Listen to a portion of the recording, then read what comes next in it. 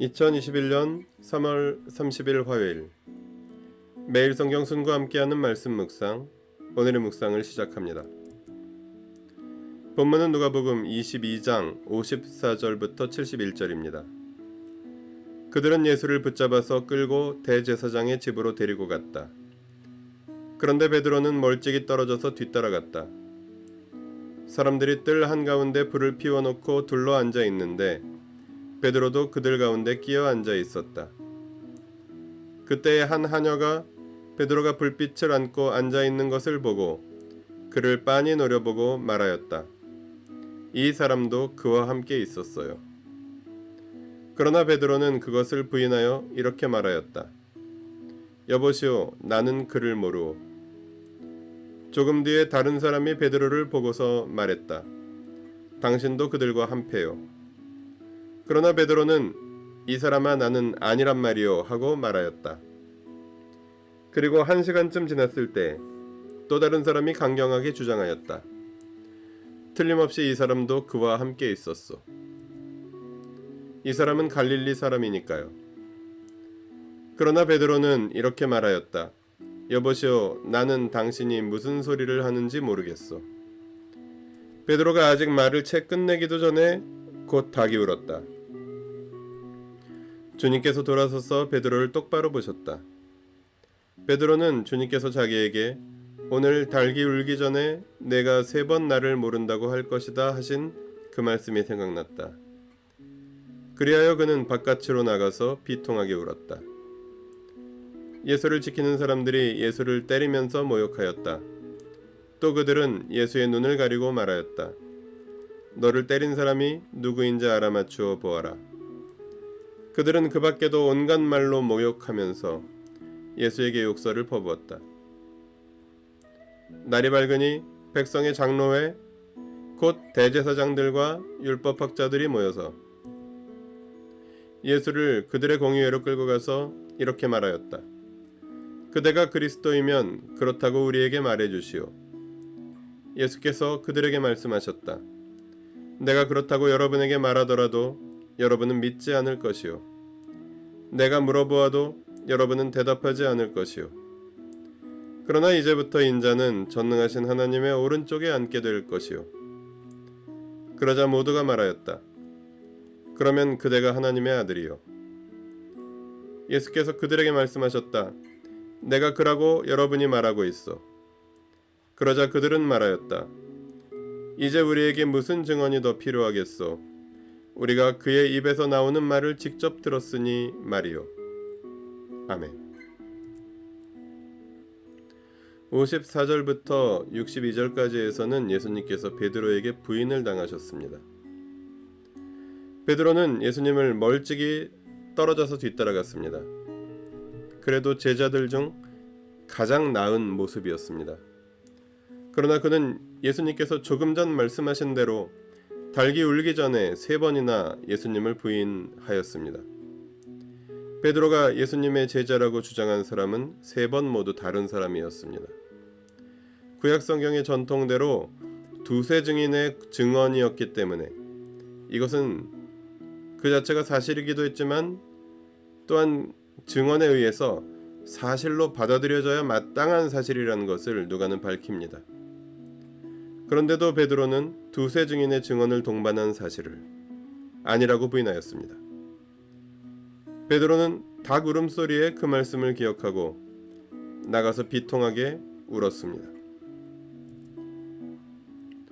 63절부터 65절까지에서는 예수님께서 조롱과 폭행을 당하셨습니다.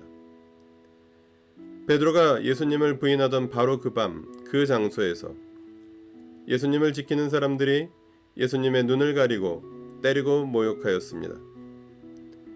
하나님의 아들께서 대제사장의 하수인들에게 놀림감이 되셨습니다. 66절부터 71절까지에서는 예수님께서 정죄를 당하셨습니다. 대제사장과 율법학자들은 예수님을 공의회에 끌고 가서 신문하였습니다. 그것은 유도신문이었습니다.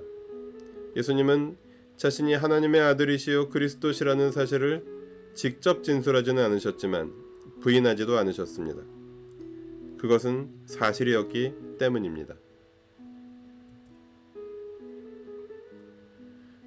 본문에서 무엇을 깨달을 수 있을까요? 예수님은 우리를 위해 그 모든 고통을 당하셨습니다. 부인당하시고 조롱당하시고 폭행당하시고 정죄당하시며 예수님은 목요일 밤을 보내셨고 십자가에 못 박히신 금요일 아침을 맞이하였습니다.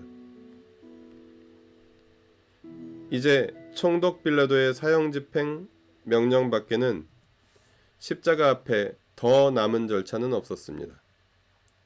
어둠과 악의 세력은 자신의 계획을 착착 진행하고 있습니다.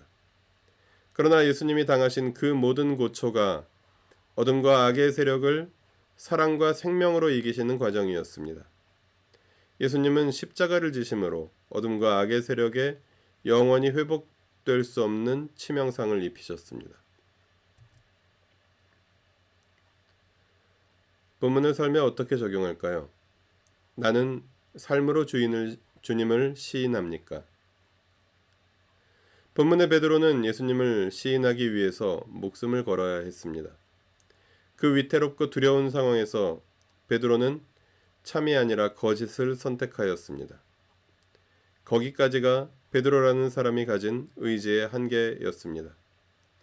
이런 베드로의 모습은 사실은 우리 모두의 모습이며 나의 모습입니다. 예수님을 믿는다는 것은 입술의 고백에서 끝나지 않는 삶의 고백입니다. 목숨의 위협, 가정의 안녕, 잃어버리고 싶지 않은 소중한 것들이 많으면 많을수록 삶으로 주님을 시인한다는 것은 어려운 일입니다.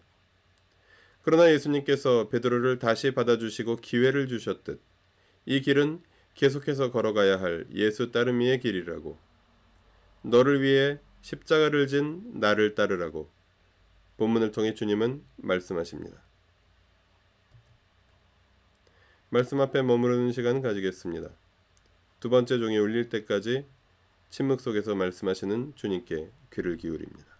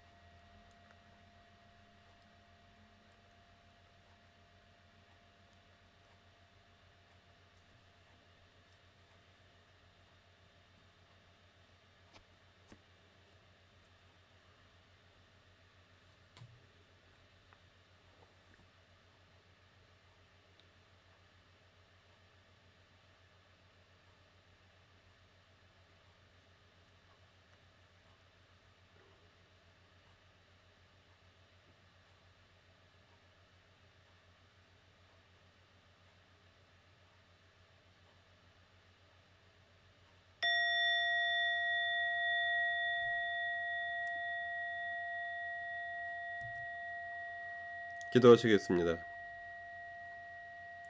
입술로 주님을 시인하는 사람도 점점 줄어가는 세상에서 삶으로 주님을 시인하는 꿈을 꿉니다.